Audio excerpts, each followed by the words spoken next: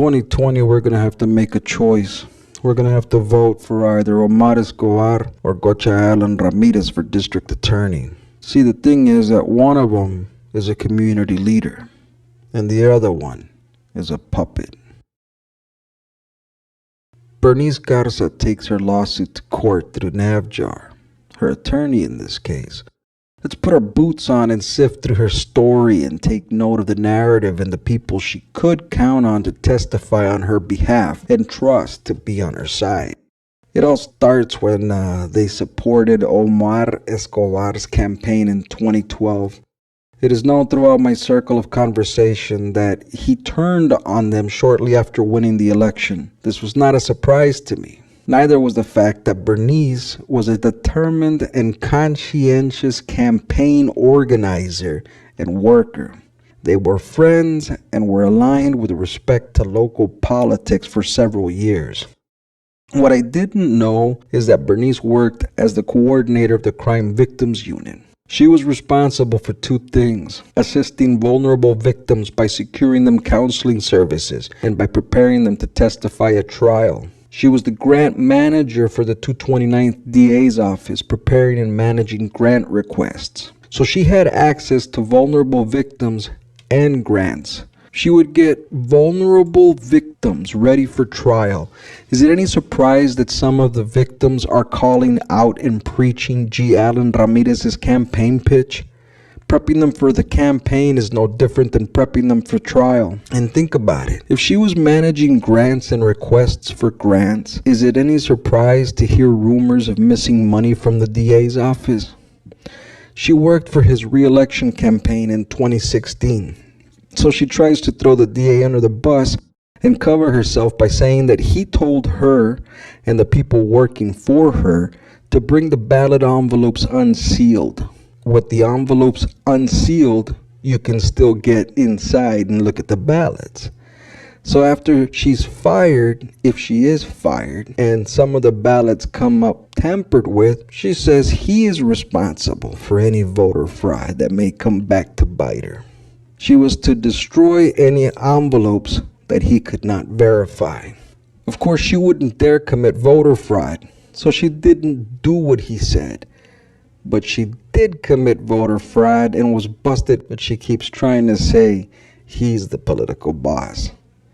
Then it was him that couldn't seem to decide if Victor Canales or Marty Garcia Vela should run against Eloy Vera. Escobar objected to the political views and activities of Bernice and her family and associates. Yes, I would say that a lot of people objected and voted in such a manner. They were friends and allies in many campaigns previously.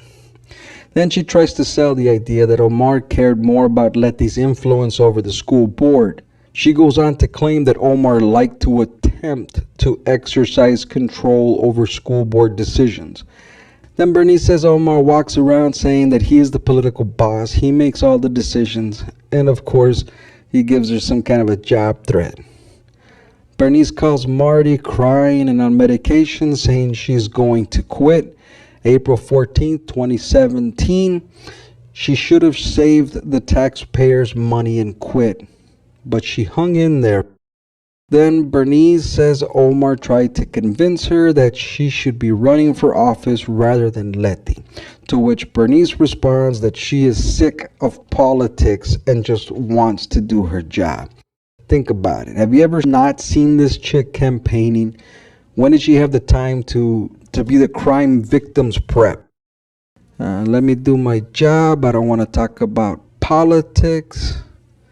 She implies that the only reason that Omar wanted her working there was for politics. I think the people can quickly arrive at the conclusion that politics is what put you there in the first place. So she says Omar is a political strategist and that he drives the bus. He drives the metaphorical political bus. Alright, so she goes on to say that Omar kicked her parents out of his office and was pounding his hands on his desk. Who the hell does that? I can understand somebody kicking her parents out. You know, that could happen. You know, would you please leave? But pounding your hands on your desk. I mean, you could have said, you know, he threw something He knocked something down, yelled something. I just don't buy a grown man pounding his hands on his desk. So Omar was mad that everyone knew Marty was going to run for judge. So is he a political boss? A political boss would have known what was going on. A political boss would have had someone in Bernice's place that knew what was up from the start. Instead, Omar is supposed to be a political boss and easily betrayed by someone that works under him. Bernice thinks of herself as a political boss.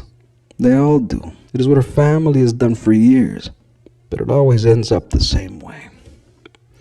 So she decides to have a meeting with Abel Villarreal and Alex Barrera, but she plays it off as if Omar sent her because Bernice isn't the type of person that wants to be involved with everything politics right off the bat. So Omar barges in the office and she scurries off. Finally, Bernice had enough and she didn't want to discuss politics. Except that she has only ever been interested in politics, and her sister was running and she was getting ready to commit voter fraud later. So she throws it in there that she had been able to do her job and campaign many times without anyone complaining about it. Thanks for campaigning on taxpayer dollars. Omar stops talking to her as she keeps the title of head of the CVU. Omar instead gives the work to the people under Bernice. Of course, she kept doing her job and running massive campaigns throughout the county, but continuing to do her job without Omar knowing about it. Oh, and she mostly sat working on the important stuff, which is money, the grants. So if anyone asks why she spent so much time trying to get free money, it is because that's what she was supposed to do. Omar sacrificed an experienced victim prepper and left it in the hands of a less experienced victim preppers to testify at trial and secure justice that satisfy his own political ambitions. All the while, Bernice was satisfying her own political ambitions and too busy to prep victims. So Marty makes her announcement to run for judge, which would put her in a position of power over him as district attorney. Who thinks like that? Who thinks about these positions as being more powerful than the other? A corrupt person. A person who views the position like a piece of a chessboard aimed at a purpose. The common person thinks of these positions as each having their own obligation and responsibilities. The DA has his and the district judge has theirs, but neither has more power over the other. There are limitations to what they can do to each other. They're elected people. A person that is a political boss, however, sees things in a different way. They want things to be this way, like if they're pieces in a chessboard. Anyway, she claims to see through the DA's perspective and cries that he's basically adding insult to injury because that is how she wants it to look. Letty and Marty aligned on the same political slate. Omar suddenly decided to throw all in with Vera's slate, and so did others to ensure that Letty and Marty did not assume office. We all knew that Bernice was totally dedicated to her campaign work. Omar did not write SB 5, and if anything, it looks like he tried to warn her not to do what so many people had already figured she was doing. It looks like he tried to warn her not to handle a single mail-in ballot. She was working half days and counting her comp time while she was drawing her full salary. Isn't that nice? She was getting paid to do her thing by the taxpayers. She only did this because she cares so much about the victims. So 3 women get busted: Ernestina Barron, Erika Lozano Pelayo, and Belinda Garcia, who Bernice ties in to having worked for Omar's campaigns, as if Omar was the only one these people were working to get elected.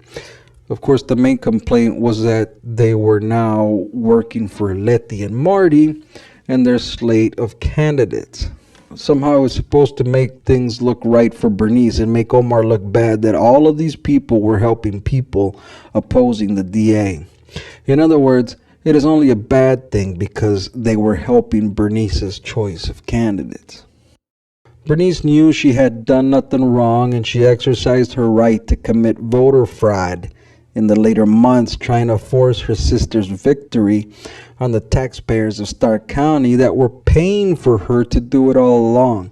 She gets suspended without pay pending the outcome of the election. And the court didn't buy her story. The people of Starr County didn't buy her story. And she is still out there trying to sell it using her experience of prepping victims for court.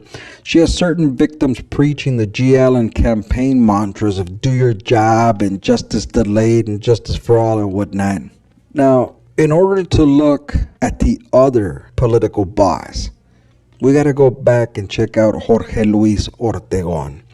He gets arrested in February, beats up an old man, right? And then he resigns. How is it possible that he presented to the court in March that there was no evidence against Letty? He got married in March. Lilia Moniz is Letty Garza Galvan's aunt. She goes to the wedding. Next thing you know, Letty Garza has his signature and the charge is dropped. Now think about it for a moment. These people sued for wrongful termination against Starr County. They sued against the county when they thought the election should have been theirs. But they don't sue Macy's for wrongfully arresting Letty. Are you freaking serious? Macy's has money. If there was no evidence and she was clear of all charges, then why would she let that opportunity go? But she doesn't seem to miss an opportunity to take money from the taxpayers. I don't think anything bad about Lilia Moniz. She pulled some strings and did her thing. She's not running for DA. G. Allen Ramirez, however, starts defending Letty, and that is okay when he's still just a trial attorney defending guys like Alex Gutierrez Jr. He's that cop that had that lady give him oral sex instead of locking her up. Gocha starts talking about someone being innocent. It is more of a reflection of how much of a lowlife that person is. This shouldn't come as a surprise to anyone. Gocha Ramirez has been a puppet of Bernice and Letty for a few years now, going back as far as 2014 or 2015 when Gocha was speaking the words that Bernice and Letty put in his mouth in response to Bacha with that whole "¿Qué más quieres?" or bullshit. Now think about it. Bernice and Letty have been going around for the past few years stirring up campaigns, and it is no secret that they have a knack for it. Bernice lied to the courts, and the courts didn't buy it. But it didn't stop her from lying. Letty lied about her innocence, among a whole bunch of other things. What makes you think they wouldn't lie to vulnerable victims? God only knows what they tell people to get what they want when they're sitting with them one-on-one. I bet they sound real convincing and they prey on the emotions of the weak. Why else would some of Starr County's vulnerable victims and their families feel confused and as if justice wasn't being sought for them? When the DA sets out to try and get certain people into an elected position, why is that a bad thing? Why would it be bad if Starr County Judge Eloy Vera or District Judge Jose Luis Garza or Bacho Villarreal or any other elected public servant sets out to rally people they feel are doing good by the people? To defend the people from such blatant corruption as the one that's brought by Bernice and Letty Garza and Gocha Allen. See, these guys, they are the leaders of our communities. But Bernice and Letty and the people that support them and the people they support, they're trying to rig the game. They create a group, they call it a slate, and they say they are going in to change the corruption. When the incumbents group together, they try to say that they can't, that they shouldn't, that they're all corrupt. The thing is, they aren't all corrupt. Each public servant has their own reason for running. Local government is structured to have a top rank and lower ranks. A mayor, for example, and the city council. The person at the top has the rules to follow that they enforce and adhere to, while the lower ranks help in the decision-making process. Security measures are in place to try and protect the taxpayers' money. A political boss wants to place people in those positions to say yes to whatever they need and want. For example, people to say yes to changing the city charter so that it suits the needs of the corrupt. Think about it. People to say yes to school board agendas that turn things upside down and result in self-financial mutilation. When the leaders of our community recognize people that are actually trying to provide a service, people that contribute in thought and time to research, to plan, calculate, budget, and things that require more than just saying yes, they want those people to continue providing that service. It is a good thing that I'm just getting started because there's a whole lot to cover and the story just begun. And once you begin to see the big picture, it becomes very easy to understand who exactly are the better public servants.